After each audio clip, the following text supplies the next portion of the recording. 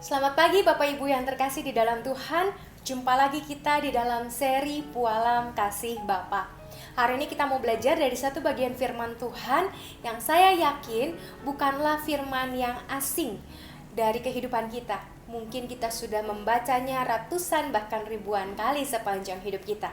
Kita akan membaca Kejadian 2 ayat 4b sampai ayat 7.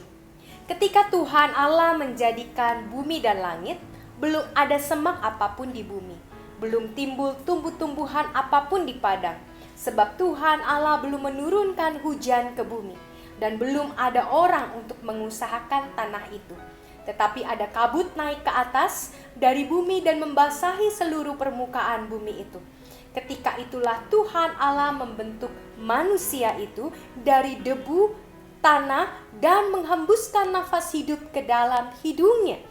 Demikianlah manusia itu menjadi makhluk yang hidup.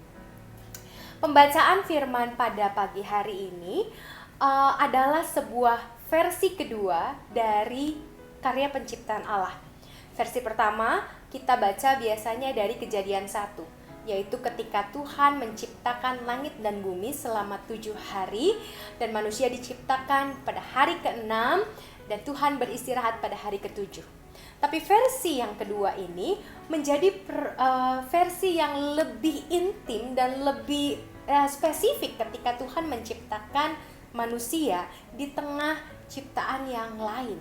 Secara spesifik di sini dikatakan bahwa belum ada apapun di muka bumi, belum ada semak, belum ada tumbuh-tumbuhan, sebab Allah juga belum menurunkan hujan. Disitulah Allah membentuk manusia dengan tangannya sendiri dari debu tanah, dan dia menghembuskan juga nafas hidup ke dalam hidungnya.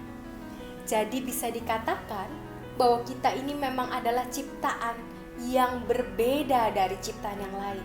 Tidak ada satupun ciptaan yang lain yang dibentuk oleh tangan Tuhan sendiri.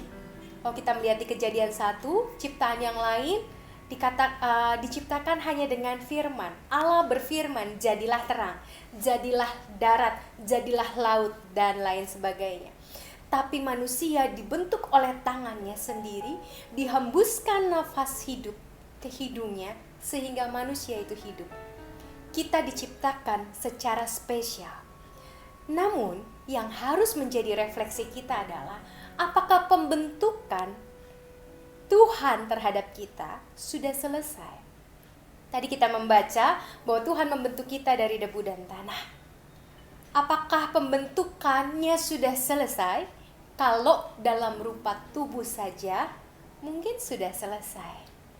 Tapi ternyata Tuhan tidak hanya membentuk tubuh kita.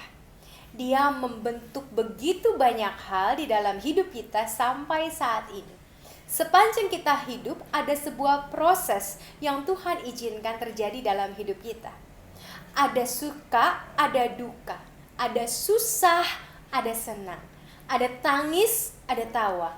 Dan itu semua Tuhan izinkan terjadi untuk membentuk hati kita, membentuk pola pikir kita, membentuk iman kita, juga membentuk kasih dan pengharapan kita kepada Tuhan. Tuhan mau kita menjadi pribadi yang semakin baik. Makanya proses pembentukan itu tidak pernah selesai sampai kita berpulang ke rumah Tuhan. Bagaimana cara Tuhan membentuk? Memang cara Tuhan membentuk ada kalanya membuat kita merasa tidak nyaman.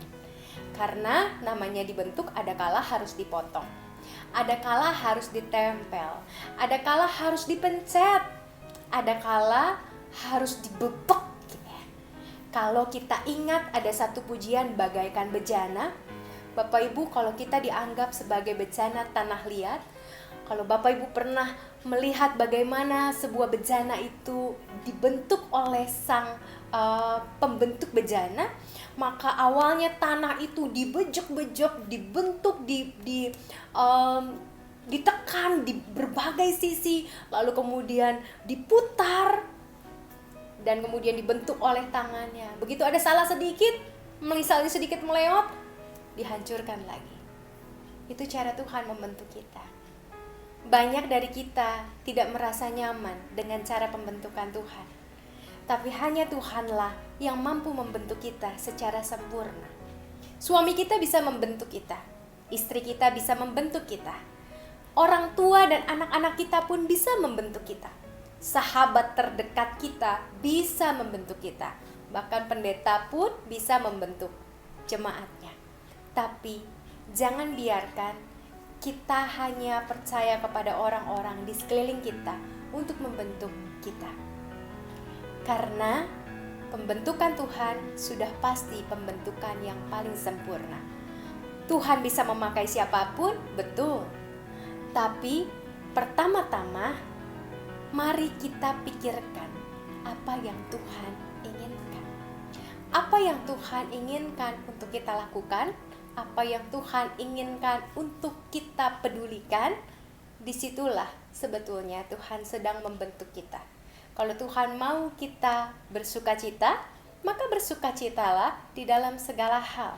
Ketika orang-orang di sekeliling kita menjadikan kita orang yang bersungut-sungut, karena mereka hanya mendatangkan kesulitan bagi kita, tapi Tuhan menginginkan kita untuk bersukacita, maka bersukacitalah.